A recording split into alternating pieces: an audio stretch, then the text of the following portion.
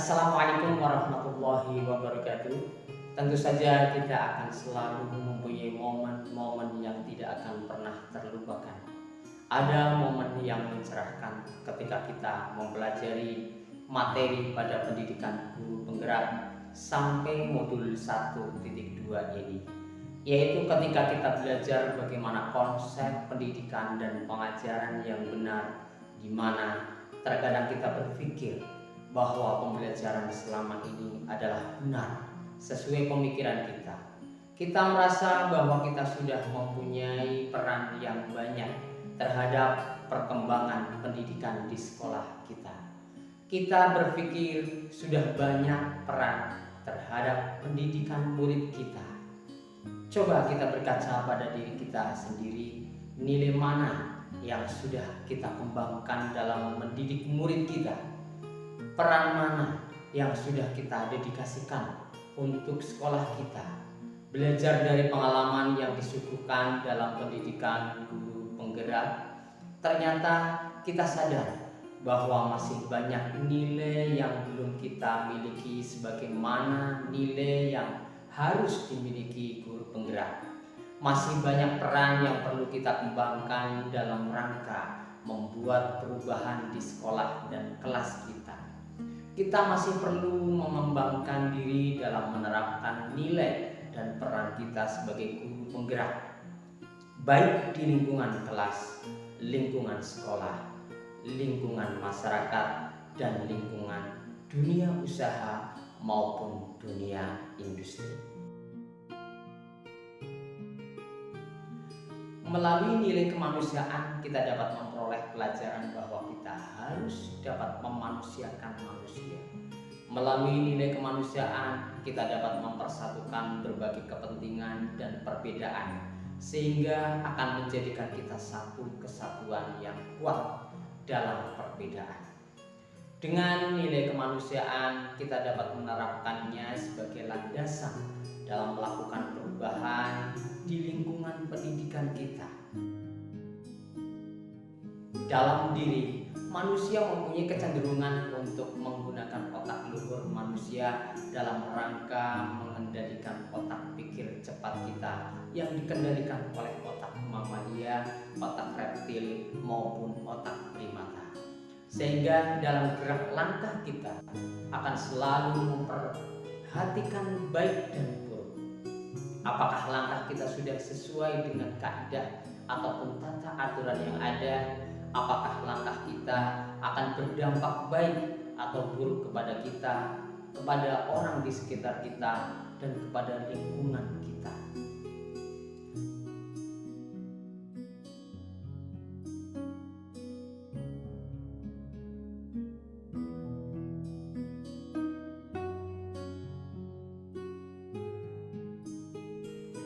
Tak dapat dipungkiri bahwa manusia hidup mempunyai kebutuhan mendasar dalam rangka mempertahankan hidup. Kita membutuhkan kasih sayang dari orang di sekitar kita. Kita membutuhkan suatu kekuasaan tertentu. Kita akan memilih berbagai alternatif pilihan yang terbaik dalam hidup, dan kita butuh untuk bisa merasa senang dan bahagia. Kebutuhan ini akan berpengaruh terhadap kelangsungan hidup kita sebagai manusia. Kebutuhan pendidikan bagi anak-anak kita, bagi murid kita, seyogianya harus disesuaikan dengan kondisi fisik dan psikis anak sebagaimana yang diajarkan oleh Ki Hajar Dewantoro dalam 3 tingkatan periodisasi usia anak, yaitu usia wiraya, yaitu usia 0 sampai 8 tahun. Pada usia ini, anak lebih banyak memanfaatkan indera mereka dalam belajar, sehingga disebut juga dengan taman indria. Pendidikan pada usia ini diusahakan dengan menuntun anak untuk memperoleh pengalaman dengan dunia anak sendiri, memanfaatkan pendengaran, perasa, pengecap, pencium, peraba, dan menganalisa simbol-simbol. Usia wiraga wirang, yaitu antara usia 9 sampai dengan 16 tahun. Pada usia ini, pendidikan lebih banyak mengakomodasi kebutuhan perkembangan jasmani dan indera mereka yang belum usai. Guru pada periode ini menuntun anak untuk melakukan, membiasakan, menginsyafi hingga akhirnya menyadari mengapa mereka melakukan kebiasaan baik yang mereka lakukan di sekolah. Periode Wirama, yaitu antara usia 17 tahun sampai dengan 24 tahun. Pada rentang usia ini, guru menuntun dan menantang anak dalam hal pengelolaan diri dan pengenalan potensi dirinya.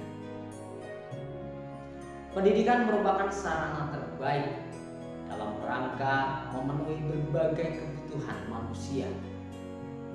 Melalui pendidikan, otak dilatih untuk mengendalikan hawa nafsu dan perangai yang tidak baik pada diri manusia. Melalui pendidikan yang sesuai dengan kondisi fisik dan psikis anak, sesuai usianya, anak akan memperoleh pengalaman pembelajaran yang diharapkan dapat selamat dan bahagia, baik pada saat belajar maupun setelah pembelajaran.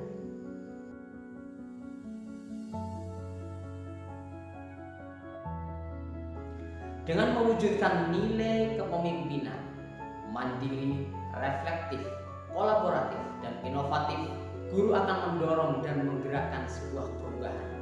Guru mampu mendorong munculnya keberanian, percaya diri, dan jiwa kepemimpinan anak. Guru juga dapat memberikan keleluasaan kepada murid untuk belajar secara mandiri tanpa harus menunggu perintah atau instruksi guru selama masih mematuhi aturan yang ada. Guru juga harus siap dikritik, diberi saran, dan mampu mengevaluasi diri dalam rangka peningkatan diri menjadi lebih baik. Guru harus berkolaborasi dengan rekan guru yang lain dalam berbagai hal dan memberikan kesempatan kepada murid untuk bisa bekerja sama dengan teman-teman mereka, memupuk rasa toleransi dan menghargai pendapat lain. Guru harus mampu berinovasi dalam pembelajaran, tidak terpaku kepada satu metode tanpa memperhatikan metode lain. Jika komponen-komponen yang disebutkan di muka dihubungkan dan disatukan, ditujukan pada pengembangan profil pelajar Pancasila, yaitu pembentukan pelajar yang kompeten, memiliki karakter dan sesuai dengan nilai-nilai Pancasila, yaitu beriman, bertakwa kepada Tuhan Yang Maha Esa, dan berakhlak mulia, mandiri, bergotong royong, berkebinekaan global, bernalar kritis dan kreatif, kemudian dikolaborasikan dengan peran guru sebagai pemimpin pembelajaran, menjadi coach bagi guru lain, mendorong kolaborasi, mewujudkan kepemimpinan murid atau student agency, dan menggerakkan komunitas, maka akan menjadi satu kekuatan dalam perubahan pendidikan sebagaimana disampaikan oleh Ki Hajar Dewantoro bahwa maksud pendidikan itu adalah menuntun segala kekuatan kodrat